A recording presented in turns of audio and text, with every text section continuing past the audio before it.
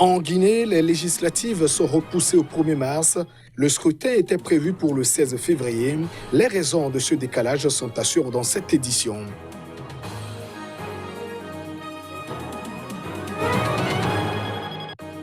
Et pendant ce temps, au Cameroun, la date des législatives et des communales est maintenue au 9 février. Les partis politiques vont à la rencontre des militants indécis. Vous le verrez, aucune couche de la société ne leur échappe. Et puis, en RDC, c'est une affaire de sextape qui secoue une église évangélique. Une femme vient de porter plainte contre son ex-pasteur pour viol et atteinte à la pudeur. Le mis en cause est aussi un musicien réputé. Et voilà pour le sommaire de cette édition. Merci de nous préférer pour vous informer. Les Guinéens ne se rendront plus aux urnes le 16 février pour désigner les députés du pays. Les législatives viennent donc d'être repoussées au 1er mars. Le pays fait face à une agitation alors qu'il a une intention qui est prêtée au chef de l'État Alpha Condé de vouloir briguer un 3e mandat. Des élections législatives devaient se tenir fin 2018 ou début 2019 en Guinée, mais n'ont pas eu lieu pour des raisons politiques et techniques au milieu de querelles exacerbées entre la majorité et l'opposition parlementaire. La date du 28 décembre 2019 a ensuite été proposée, puis celle du 16 février 2020.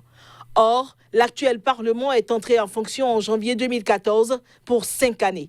L'opposition, qui voit en ces législatives une manœuvre du président Alpha Condé pour renforcer son pouvoir, avait annoncé depuis des semaines qu'elle boycotterait le scrutin et en empêcherait la tenue. Ces principaux partis réunis avec des organisations de la société civile au sein du Front national pour la défense de la Constitution, qui mène depuis octobre la contestation, n'ont d'ailleurs pas déposé de liste de candidats avant la date limite. Alors que la campagne a officiellement commencé le 14 janvier, les listes électorales n'ont été affichées que dans quelques rares préfectures où elles ont souvent été arrachées d'après des témoins. Par ailleurs, la date d'un référendum constitutionnel préalable à la modification de la loi fondamentale qui pourrait permettre à Alpha Condé de se représenter n'a toujours pas été annoncée.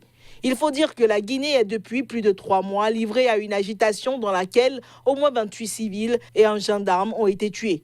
Le mouvement, à plusieurs reprises sévèrement réprimé, a jeté une lumière crue sur le comportement des forces de sécurité guinéennes, dénoncé de longue date par les défenseurs des droits humains. Et pendant qu'on parle de report de la date du scrutin en Guinée, au Cameroun plutôt, c'est la dernière ligne droite pour les élections générales. Le scrutin est prévu pour le 9 février prochain. Les différents états-majors des formations politiques sillonnent les rues pour aller donc à la conquête des électeurs encore indécis.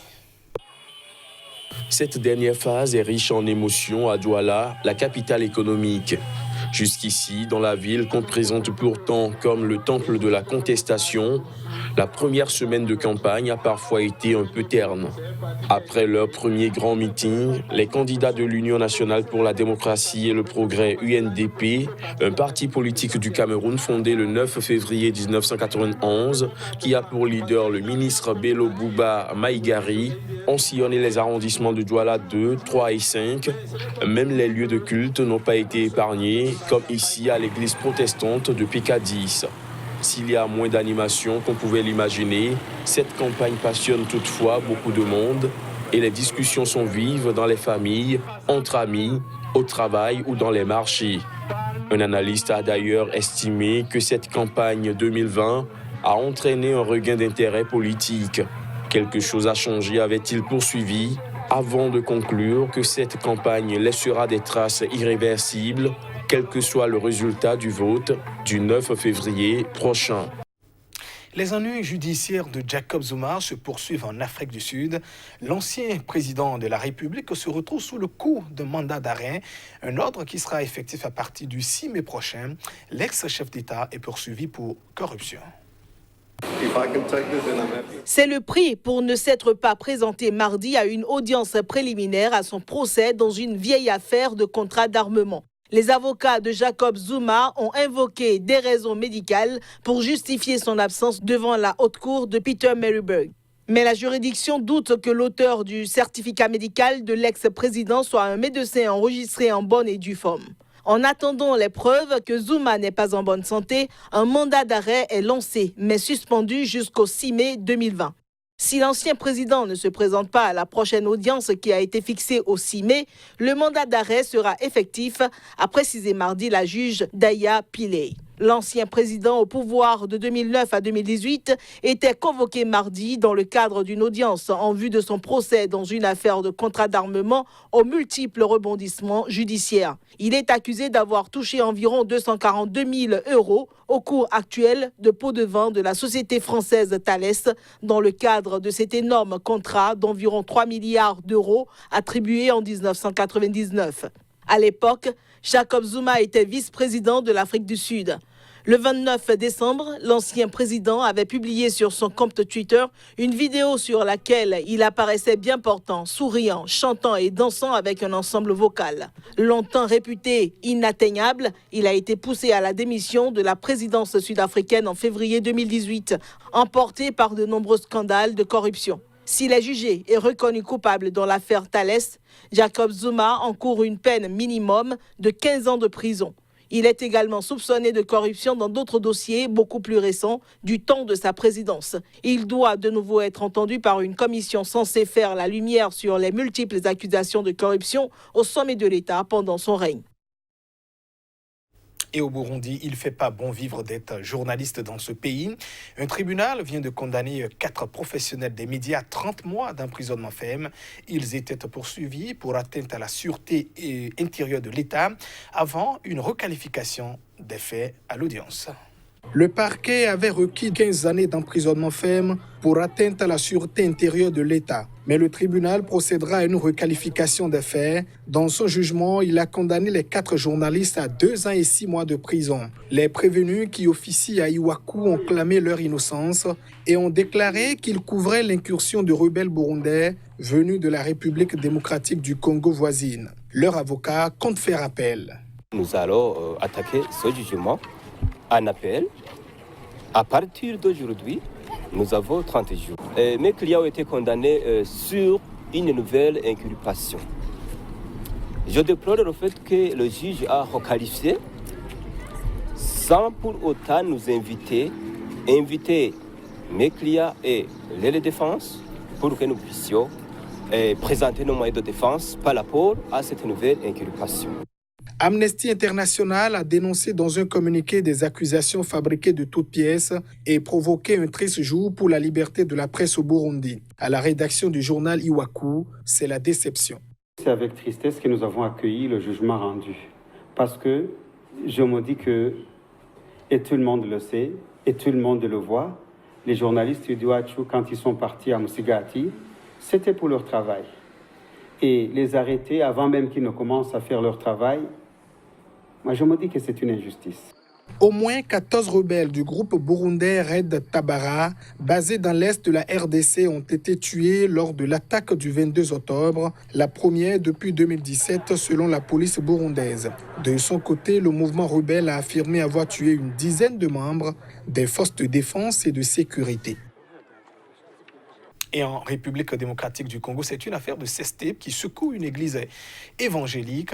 À Kinshasa, un célèbre pasteur, star aussi de la musique religieuse, se retrouve impliqué dans un dossier de mœurs, d'atteinte, j'allais dire, à la pudeur aussi.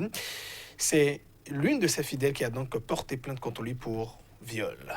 Un pasteur charismatique, une plainte pour viol, des fidèles qui font bloc, des rumeurs de sextape. En République démocratique du Congo, l'univers très lucratif des églises évangéliques dites de réveil est agité par une affaire de sexe. À la tête d'une chaîne de télévision, Pasteur Moïse est un musicien adulé. Ses louanges au Seigneur sont écoutées des millions de fois sur les réseaux sociaux. À 39 ans, Moïse Mbie est le chef spirituel de la cité Bethel, fondée par son père Emmanuel. En effet, quand il se produit sur scène, l'homme de Dieu demande à ses fidèles entre 50 et 100 $ pour célébrer avec lui la gloire de l'Éternel sur ses arrangements avec des chœurs féminins omniprésents. Sa prédication de dimanche dernier était axée sur le thème « Transforme-toi ». Des centaines de fidèles s'étaient à l'occasion rassemblés. Ce dimanche-là, les fidèles avaient une raison supplémentaire de faire bloc autour du chef de la cité Bethel. L'une de ses ex-fidèles et collaboratrices, Eliane, 20 ans, a porté plainte pour viol et avortement interdit dans la loi congolaise. La plainte pour avortement a été confirmée par le parquet de Kinshasa, qui parle également d'une autre plainte pour diffusion sur les réseaux sociaux d'images obscènes. Le monsieur Moïse Millet a commis des actes poussant à ma cliente de déposer plainte pour viol, avortement, menace de mort et atteinte à la pudeur. Et donc, ce sont des faits qui se sont passés à l'âge de 17 ans. Donc, ma cliente étant mineure a été poussée, n'est-ce pas, à commettre cet acte. Nous évoluerons avec ces dossiers jusqu'au tribunal, jusqu'à ce que la dernière vérité et la dernière décision soient dites. L'avocat qui a déposé plainte, Justin Lunanga, a été blessé par balle le 26 janvier, d'après son cabinet. Mesdames et messieurs, ainsi se referme cette édition. Merci à vous de l'avoir suivi. Restez fidèles au programme de votre télévision Sika TV. Au revoir.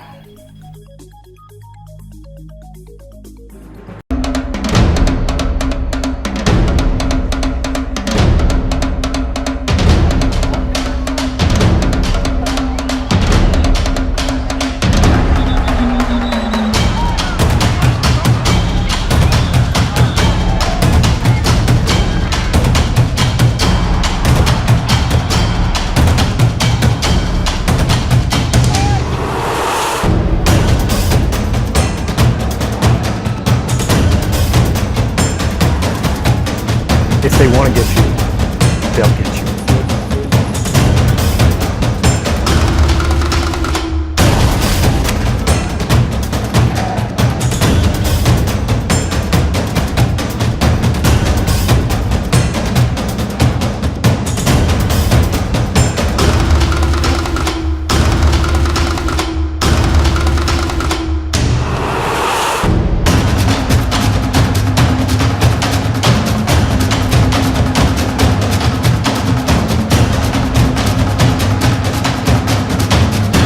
Restez informés à chaque instant sur Sika.